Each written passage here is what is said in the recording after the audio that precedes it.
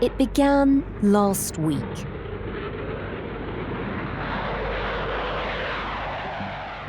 More than 100 days since the war in Gaza began, and a new front has opened up more than 2,000 kilometers away in the Red Sea. The U.S. and British military have launched strikes against targets in Yemen, areas of Yemen controlled by the Houthis. The joint military strikes were in response to nearly 2 months of attacks by the Iran-backed Houthi movement on cargo ships in the Red Sea, disrupting commercial shipping and the global economy. In a White House statement, President Biden said they were sending a clear message to the Houthi rebels who've been attacking trade ships. He says that they have endangered U.S. personnel, civilian mariners, and jeopardized trade. The Red Sea shipping route is crucial to global supply chains. Tesla has paused production at its Berlin factory. Next and IKEA have warned that the availability of some products could be affected and costs could rise. The rebels have been attacking commercial ships for almost 2 months now, disrupting global trade in response to Israel's war in Gaza. The Houthis say such attacks are in support of the Palestinians. We renew the warning to all Israeli ships or those affiliated with the Israelis that they will become legitimate targets. While there's no UN mandate for the coalition's strikes against the Houthis, the UK has called it an act of self-defense, which is legal under international law. Russia called the strikes an Anglo-Saxon perversion. I want to be clear that these were limited strikes. They were carefully targeted at launch sites for drones and ballistic missiles to degrade the Houthis' capacity to make further attacks on international shipping. I can tell the House today that our initial assessment is that all 13 planned targets were destroyed. The Houthis are undeterred. They've sworn to continue their attacks despite Western airstrikes. So what happens next? Do America and the UK have a plan B? And is the war in the Middle East about to become a much bigger international conflict? The lights are absolutely flashing red, as it were, on the global dashboard. You're listening to Stories of Our Times from The Times and The Sunday Times. I'm Manveen Rana. Today, who are the Houthis and why is the UK bombing them?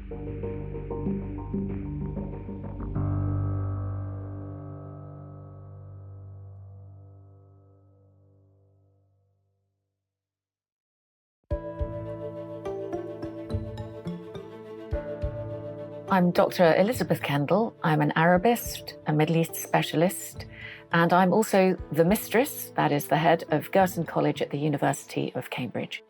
It's a great title. Elizabeth, you have been watching Yemen and the Middle East for many years. We've all become very aware of what's happening in the Red Sea at the moment. Everyone's watching it very intently. But it's actually been happening for a few months now. Tell us, what was your reaction when the first Houthi attack happened back in November? I remember very well when that first Houthi attack happened. The resort town of Eilat on the Red Sea was targeted by a drone. The IDF confirmed they shot it down. And it really confirmed everything that we'd been worried about for the last almost decade. The Houthis, as early as 2014, were known to have discussed the option of taking control of the Red Sea, of this being the main way to get at the international community. And it seemed that, okay, finally, this was going to come to pass. And there had been previous incidents of the Houthis harassing ships or firing drones and missiles at targets not far from the Red Sea, certainly up into Saudi Arabia. There'd been over 1,000 drones and missiles fired at Saudi Arabia during the course of the war. But this seemed to be turning a page, and indeed it has. It's so interesting that you think they've wanted to do something similar since 2014, for as long as that. You know the Houthis very well. You've been to Yemen many times. You've spent time with them. Just to give us a sense of your connection to the region, I mean, tell us about a particular meeting in 2015 when I think you were addressing 260 tribesmen. Is that right? Oh, that's right. Yes, I was helping conglomeration of tribes in Yemen to get themselves organized, to take back control of their governance and their future. Assalamu alaikum wa rahmatullah wa barakatuh. Wa alaikum assalam wa rahmatullah. Not just because they felt that the government at that time, the formal government, was relatively inept and also corrupt, but also because they were afraid of incursions by extremist groups, and in particular Al-Qaeda in the Arabian Peninsula. لتحليل الإحصائيات بدون أي تحيز سياسي. So I found myself in this rather odd situation where they'd actually asked me to come and survey 10 of the provinces in the east of Yemen. This is in the far east of Yemen.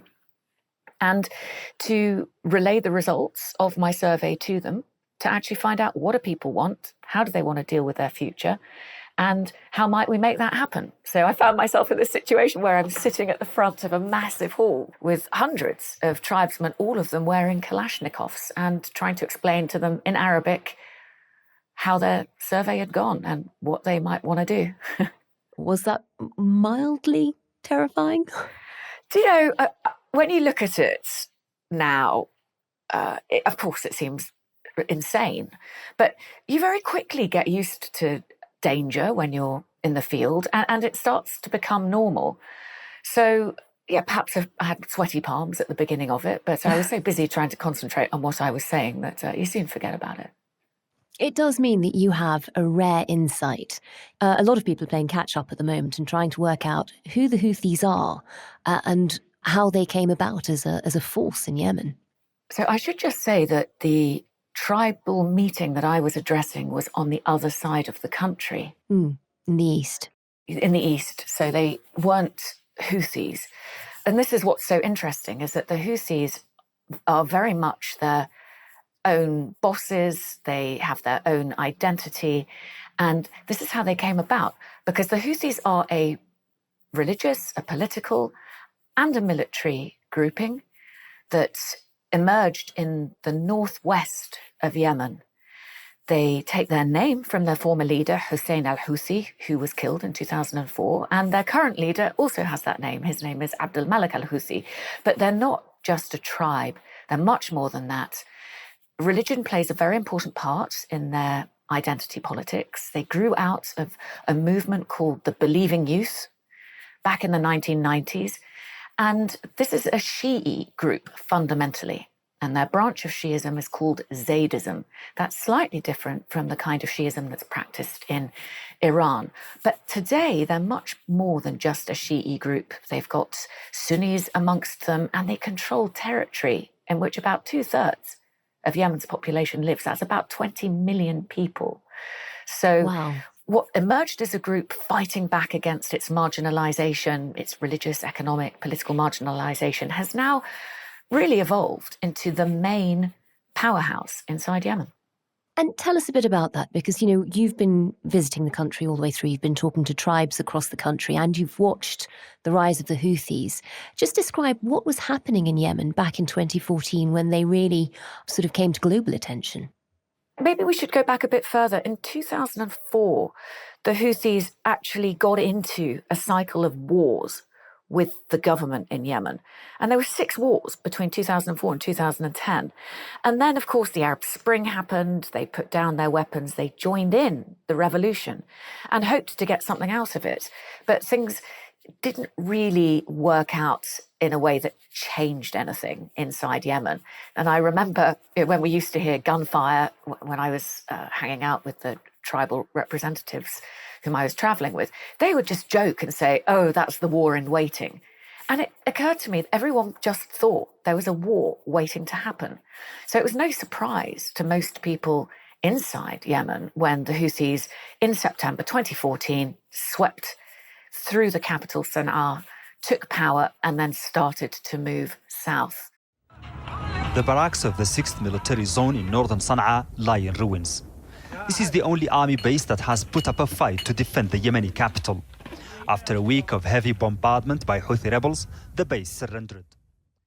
And it was in 2015, early 2015, that Saudi Arabia entered that civil war at the request of the internationally recognized government of Yemen to push the Houthis back. And that's been going on ever since.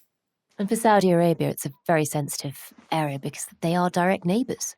They certainly wanted to protect their own southern border, but they also wanted to prevent Yemen from fragmenting completely and therefore becoming a failed state. They wanted to push back the Houthis, to reinstate the internationally recognized government, and perhaps most of all, they wanted to contain the growing influence of arch-rival Iran in the region.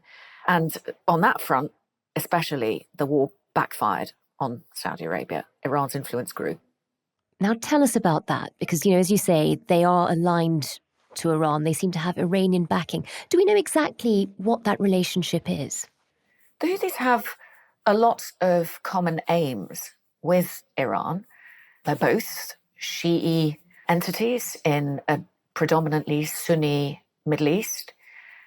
They both want to push back against Saudi hegemony, Saudi control in the region.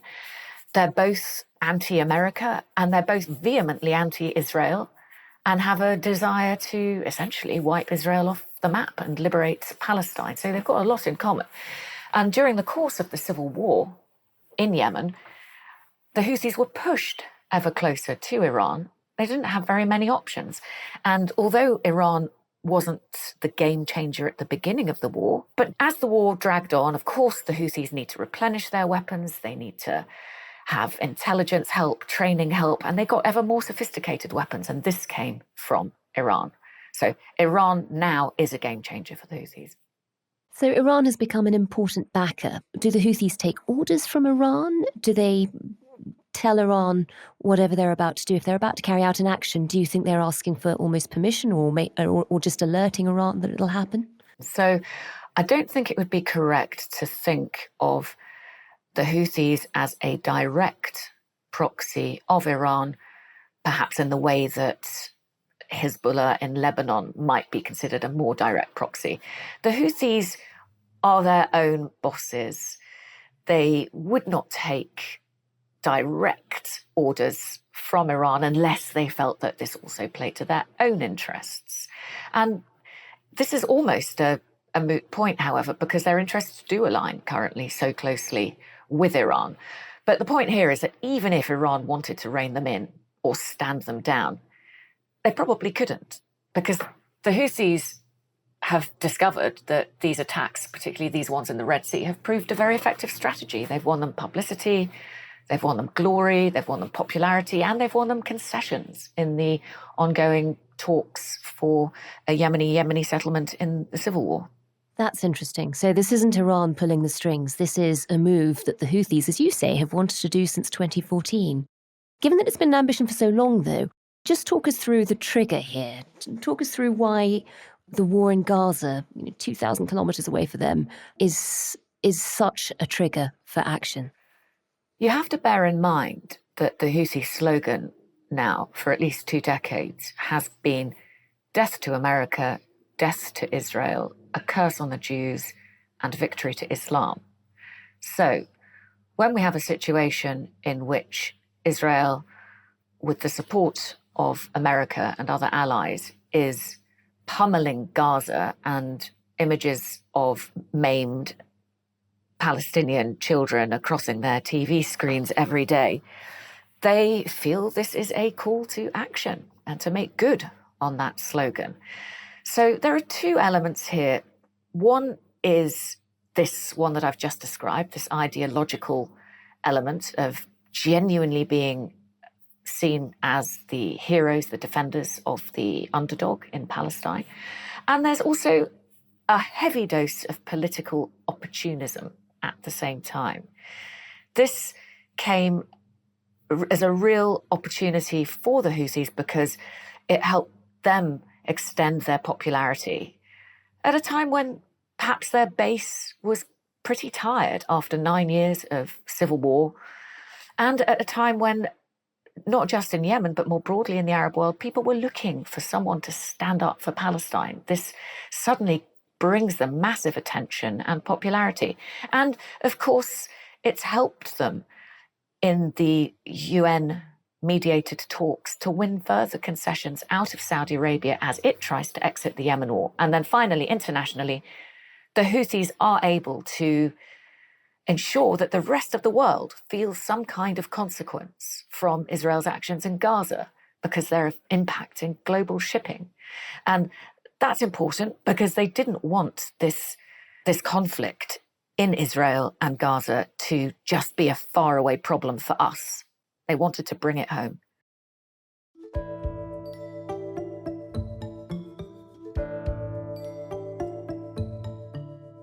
So we've got the Houthis waging war in the Red Sea in order to show their anger over Gaza, but also to draw international attention to the urgency of the problem and also to raise their own profile in a way.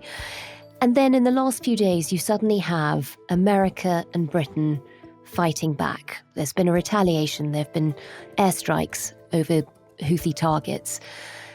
How will that have played out in Yemen and amongst the Houthis? I think this has played to the Houthis' advantage, ironically, because it justifies their ongoing narrative of the US, the UK, and their allies as the aggressor. It's a question for them of the imperialist West waging its war against the Muslim world. And it's one thing exchanging missiles and fire over the Red Sea. It's quite another bringing this to the landmass and therefore, as they would see it, violating the sovereignty of Yemen.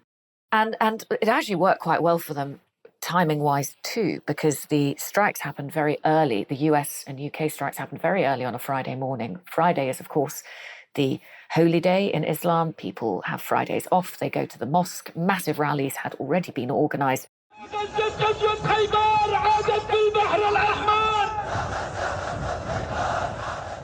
So it gave the Houthis an opportunity to milk the strikes for all they were worth by having a rally of perhaps up to 1 million, possibly even more, people in Sana'a on that Friday, where the Houthi leader was asking rhetorical questions like, who just bombed your country? And the crowd shouts, America. Who's the enemy? America. So it wasn't excellent timing on our part. And certainly we're likely to see more repercussions from it, greater retaliation, rather than having it act as a deterrent. As someone who knows the Houthis as well as you do, you've just pointed out this isn't going to be the deterrent that we were told the airstrikes would be. Have the UK and the US, have they got this policy wrong? The US and the UK are in a real dilemma. There are no easy options here. Naturally, they were running out of options. They had tried sanctions, they'd tried hampering the flow of funds to the Houthis. Diplomatic efforts were probably a non-starter because we just don't have any leverage over the Houthis. And the multinational maritime force that they had put in the Red Sea wasn't really proving enough of a threat to stop the Houthis from their aggression. So it didn't look like there were very many other options. And I guess they felt that taking out some of the launch sites would send a strong message. Now, the problem is that really isn't going to be the case, because if you look at history, the Houthis have suffered over the past 9 years of their civil war 25,000 plus airstrikes by the Saudi-led coalition, and it didn't deter them. So us now doing strikes against them probably won't deter them either, and they'll have been smart enough to hide at least some of their systems. And we have to also remember that the Houthis do operate by a different kind of logic. It's not a pure military logic. They feel that they have justice and right and might on their side. They believe that God is behind them. And they're very confident because they feel they've won their internal civil war. They've already transformed their status before their opponents, Saudi Arabia and the UAE, from being a terrorist entity into being a recognized political interlocutor. And they just don't care how many casualties are suffered on their side.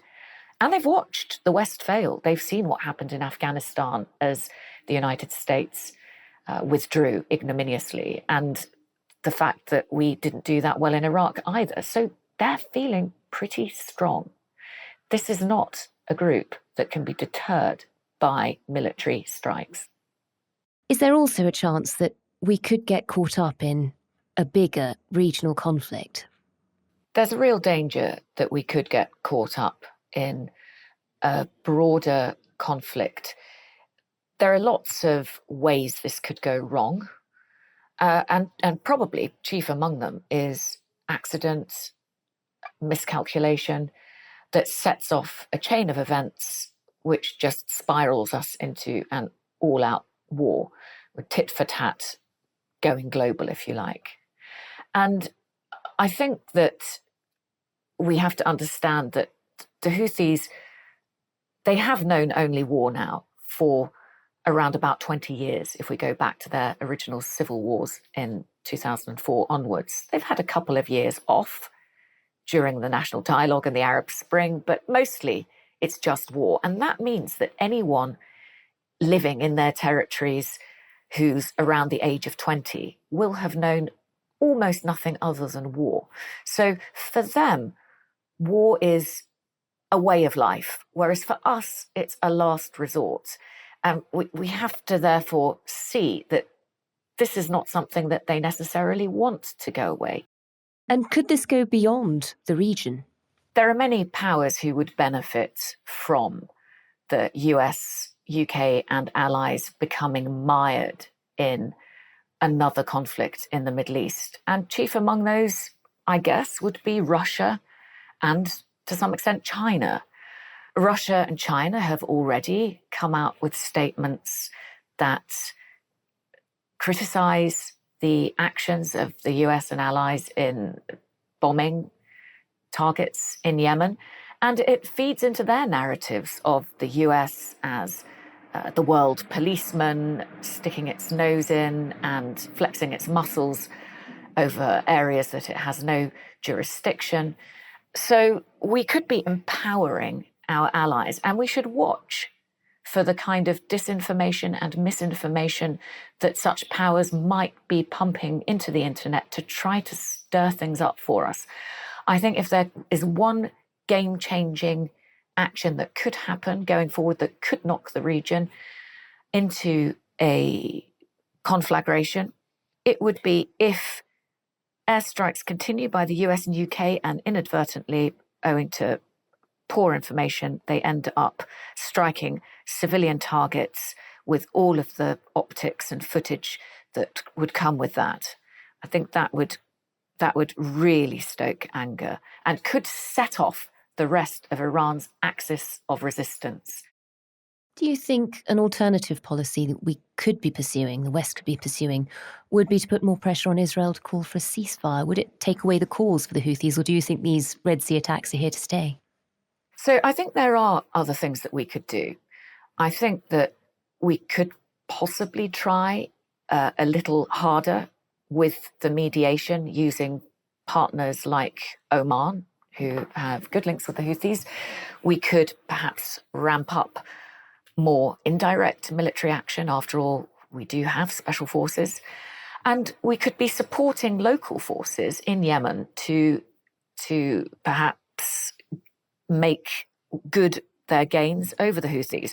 But I don't see any of this working without approaching a solution to the Palestinian problem, because this is what gives the Houthis their, as they see it, moral high ground. This is what justifies their actions before the eyes of the Arab street. So making an effort to get to grips with the Palestine-Israel conflict that's been ongoing now for many decades is a sure way to start taking away the popularity, the justification, and the reason for these attacks being launched by the Houthis.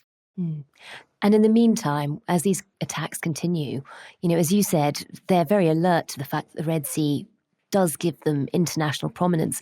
Just explain why it's so important and the global impact that this current branch of the war is having. Well, the Red Sea is a choke point, and that choke point is really controlled by the Bab al-Mandab Strait, which is a small strait at the corner of Yemen, which opens into the Red Sea. It's the mouth to the Red Sea. And of course, the Red Sea then goes up to the Suez Canal. That is the shortest and cheapest way to connect Asia and Africa with Europe via the Mediterranean Sea. So it's absolutely vital for the free flow of trade. And there are about 17,000 ships that pass through the Red Sea annually. That equates to about $1 trillion worth of goods. 10 to 15% of seaborne trade, and about the same in oil and gas. And that matters to the UK in particular because 95% of our trade arrives by sea. So at the moment, we've got a situation where some of the world's biggest shipping firms, container shipping firms, are rerouting around Africa, and that's increasing their costs massively and their time. So that has knock-on effects on supply chains, on what we will see in our shops, and eventually on our pockets.